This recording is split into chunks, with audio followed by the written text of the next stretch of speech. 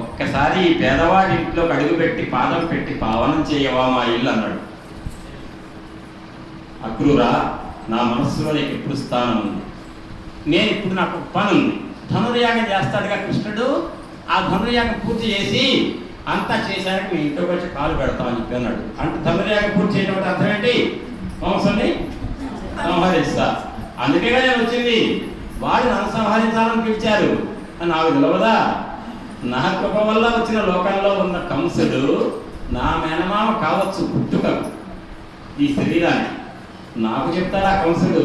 ఆ కంసుడికి మోక్షాన్ని ఇచ్చి ఈ కంస బాధ నుంచి ఈ నగరాన్ని బయట పెట్టి అందరిని ఆనందపరిచి అప్పుడు నీ ఇంట్లోకి ఆనందాశ్రులతో నేను పాదాలు పెట్టి నిన్ను అనుగ్రహిస్తాను అక్రూరా అన్నాడు. ఆ వెళ్ళినటువంటి మధురలో వెళ్ళినటువంటి క్రమంలో ఒక మాలాకారుడి దగ్గరికి వెళ్ళాడు. ఆయన, మాలాకారా, మంచిగున్నావయ్యా, ఏం కావాలి నాయన నీకంటే, కృష్ణ నాకు కంసుని తీసేసి రాజ్యం ఇస్తావా అంటే తీసుకోపోమంటాడు. కాదులే కానీ ఈ మధురతో పాటు ఇంకో 2 రాజ్యాలు కలిపి నాకు రాజు పదవి అంటే ఇస్తాడు. తెలివి తక్కువ వాడు అది అడుగుతాడు. తెలియవాళ్ళు వాడు ఏమడిగాడు? నీ పాద కమల సేవయు నీ పాదార్చకులతోడి నెయ్యము నితాంత అపార భూత దయయును తాపసమందార నాకు దయసేయగదే. సకల భూతముల యందు దయ కలిగిన మనస్సు నాకు కావాలి. నీ పాదాల యందు భక్తి కావాలి. నీ పాదములను నిరంతరం సేవించే అర్చకుడితో స్నేహం కావాలి. భగవద్గీతలో ఏం చెప్పాడండి? ఈ పూజ గురించి, భక్తి గురించి ఏం చెప్పాడు? ఇంకా మొదట్లో సకల భూతముల యందు దయ ఉండాలి. అది ఈ సత్సంగాలు దేనికి? హృదయం అనే పాత్ర శుద్ధి కావడానికి. నేను ఎప్పుడు చెప్తుంటాను, ఒక అమ్మ ఎవరిని ఏమన్నా కూడా మన కోపాలు వస్తాయి.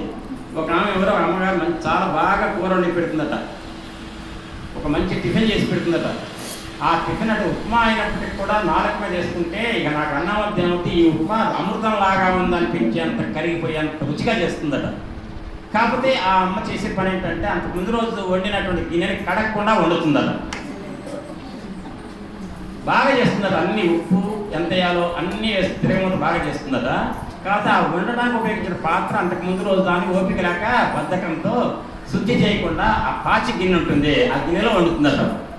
ఎట్లుంటుంది? తినడానికి యోగ్యంగా ఉండదుగా, ఎంత మంచిగా చేసినా. అదే రకంగా మన హృదయం అనే పాత్రను శుద్ధి చేసుకోకుండా భగవంతుడికి మన విన్నవిస్తే ఈ శుద్ధి కాని పాత్రలో పాచి గిన్నెలో ఉన్న ఒక వంటకం ఎంత వాసన పడుతుందో, మన హృదయం అనే పాత్ర శుద్ధి కాకపోతే భగవంతుడికి పెట్టే విన్నపాలు కూడా చేరవట, ఆయన గ్రహించడట. కాబట్టి మన విన్నపాలు ఆయన గ్రహించాలంటే బాబా మన హృదయం ఏం కావాలి? నైర్మల్యం, శుద్ధి కావాలి. ఆత్మశుద్ధి లేని ఆచారమదియేల భాండ శుద్ధి లేని పాకమేల. పాకం అంటే కూర, భాండం అంటే పాత్ర. భాండ శుద్ధి లేని పాకమేల చిత్తశుద్ధి లేని శివ పూజలేరయా. అంటే కావాల్సింది అది. మనకి చిత్తశుద్ధయే కర్మాకృతగ్రస్య నివృత్తయే అంటుంది శాస్త్రం. ఈ సత్సంగాలు వినటం ద్వారా విని విని విని హృదయం ఎట్ట సంస్కరించబడాలంటే, ఒక మెట్ట భూమి, పంటకు నోచుకోనటువంటి మెట్ట భూమి, దాన్ని అనేక విధాలుగా సంస్కరించి సారవంతం చేస్తే విత్తనం నాటితే ఎంత చక్కగా మొక్క వస్తుందో, భక్తి అనేటువంటి మొక్క నాటినప్పుడు అది విజృంభించి వృక్షంగా మారి భగవతత్వంతో అనుసంధానమై మోక్ష మార్గం సుగమం కావాలంటే హృదయం అనే క్షేత్రం కూడా చౌడు భూమిగా, మెట్ల భూమిగా ఉంటే కుదరదు. సంస్కారవంతంగా సాగు చేయాలి. ఆ సాగు చేయటమే ఈ సత్సంగం. సత్సంగం అంటే హృదయాన్ని సంస్కరించి సాగు చేయటం. అప్పుడు హృదయం అనే పాత్ర ఏమవుతుంది? సంస్కరించబడుతుంది. మొలవటానికి తగినటువంటి సారవంతమైన భూమిగా హృదయం ఏర్పడుతుంది. ఈ హృదయ క్షేత్రాన్ని సారవంతం చేయడానికి, సంస్కరించబడటానికి చేయవలసే ప్రయత్నంలో భాగమే ఈ సత్సంగాలు. దానివల్ల వచ్చేది చిత్తశుద్ధి ఏర్పడటం. కృతజ్ఞత, చేసిన మేలు మర్చిపోకూడదు. హిందూ ధర్మం కృతేజ కృతకర్తవ్యం ఏష ధర్మ సనాతన సోయత్కృతధికారార్థి కొత్త సమ్మానమర్హతి. మనం చెప్పాక సుందరకాండలో మైనాకుడు రాగానే మైనాకుడు ఏమంటున్నాడు హనుమంతుడితో? ఆంజనేయ, మీ నాన్నగారు వాయుదేవుడి కృప వల్ల నేను లాక్కు రాబడి సముద్రంలో పాతాళానికి ద్వారం దగ్గర ఉంచబడ్డా నా రెక్కలు విరగొట్టకుండా కాపాడింది మీ నాన్నగారయ్యా. దేవేంద్రుడు నరుకుతూ వస్తుంటే నా తరుణం రాగానే నన్ను మీ నాన్నగారు కాపాడాడు. ఎవరు ఆశ్రయించారు దాక్కోవడానికి? సముద్రం. మరి సముద్రం ఎవరి వల్ల ఏర్పడింది? సాగరుడు వల్ల. సాగరుడు ఏ వంశం? ఇక్ష్వాకు వంశం. ఇక్ష్వాకు వంశంలో ఎవరికైనా హెల్ప్ చేద్దాం, అప్పుడు ఆనాడు చేసిన దానికి ఇవాళ కృతజ్ఞతగా ఆయన చెల్లించుకుందామంటే ఎవరున్నారు? రాముడు ఉన్నాడు. ఆ రాముడు చెల్లించుకోవడానికి ఆయన తక్కువ బోళ్ళని సంపద ఉందిగా అంటే ఆయన భార్య లేక ఎవరు ఎత్తుకుపోతే ఏడుస్తున్నాడు. ఆయన భార్యను వెతకడానికి వెళ్తుంది వివేక ఆంజనేయ. కాబట్టి అట్ట సహాయం చేస్తే రాముడికి సహాయం చేసినట్టే, రాముడికి సహాయం చేస్తే సగర చక్రవర్తికి చేసినట్టే, ఇక్ష్వాకు వంశం మొత్తానికి చేసినట్టే. కాబట్టి రామచంద్రుడికి భార్య వియోగంతో బాధపడుతుంటే ఆ భార్య సీతమ్మ లంకలో ఉంటే వెతకడానికి వెళ్తున్న హనుమా, నీకు కాసేపు నా వీపు మీద కనుక నిలబడితే నీకు విశ్రాంతి దొరుకుతుంది. తద్వారా నీకు కనుక నేను కృతజ్ఞత చెల్లించుకుంటే మీ నాన్నగారికి నేను చెల్లించుకున్నట్టు. సగరుడు అనేవాడు సగరుడు వల్ల సాగరం ఏర్పడింది కాబట్టి ఆ సగరుడు ఇక్ష్వాకు వంశంలో పుట్టిన రాముడు బాధలోంచి బయటపెట్టడానికి నువ్వు చేసే ప్రయత్నంలో ఉన్న నీకు సహాయం చేస్తే సగర చక్రవర్తికి సహాయం చేసిన ఫలితం దక్కుతుంది. కాబట్టి మా ఇద్దరి కృతజ్ఞత చెల్లించుకోవటానికి నువ్వు కాసేపు నా వీటి మీద ఉండు అన్నాడు మైనాకుడు. అంతే హిందూ ధర్మం ఏం చెప్పింది? ఉపకారం చేసిన ప్రతి వాడికి ప్రతి ఉపకారం చేయాలి. ఆ శ్లోకంలో చెప్పాక మన సుందరకాండలో అది ఆ రకంగా చేసిన మేలు మర్చిపోకుండా ఉండటానికి కృతజ్ఞత అంటారు.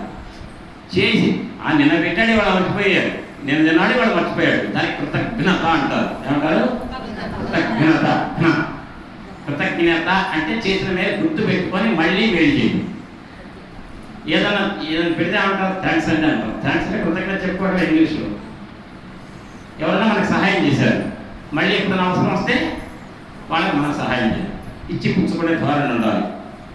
ఈ రకంగా చేయాలంటే ఎదుటి మనుషుల పట్ల దయ ఉండాలి, కరుణ ఉండాలి, ప్రేమ ఉండాలి.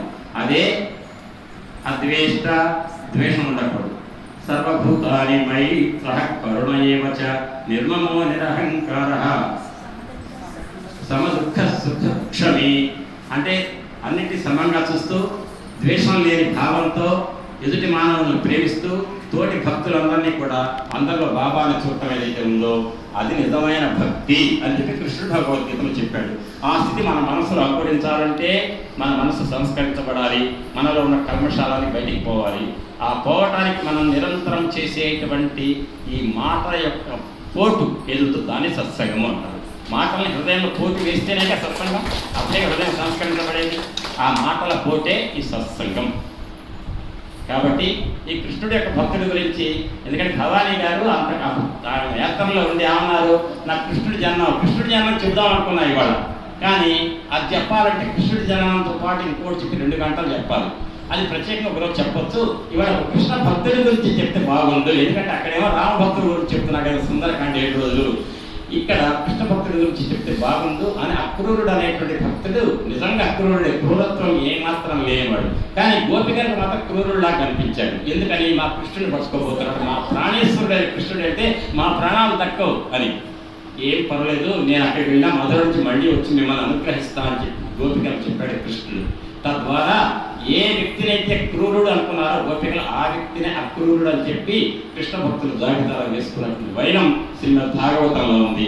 అటువంటి కృష్ణ భక్తుడైన అక్రూరుడు గురించి వింటే అందులో విష్ణువు ఆదిశేషువు గురించినటువంటి చక్కటి పద్యవర్ణన ఉంది. అందులో ఆ అక్రూరుడు విష్ణువుని పరమాత్మగా పరబ్రహ్మంగా చేసిన స్థుతి ఉంది కాబట్టి అది వినిపిస్తే బాగుండు అనిపించింది నాకు. అందుకని ఈ అంశం తీసుకున్నా. ఇది విన్న మీ అందరికీ కూడా కృతజ్ఞతాపూర్వక ధన్యవాదాలు, వందనాలు సమర్పిస్తూ స్వస్తి.